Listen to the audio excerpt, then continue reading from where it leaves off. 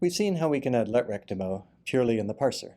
The parser can recognize a letrec form like this and produce the same thing as if it had parsed this function call here that uses makerec on the inside. As far as defining and running recursive functions, this works just fine.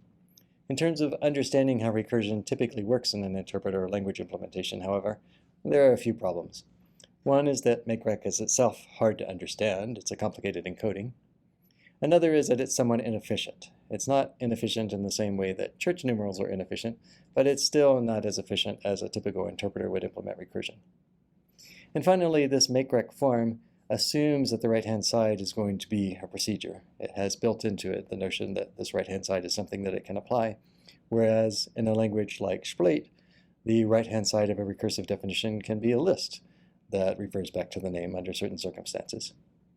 So we're going to look at different ways of adding letrec to Mo to better understand letrec and to get more of the expressiveness that a language like Shplait provides.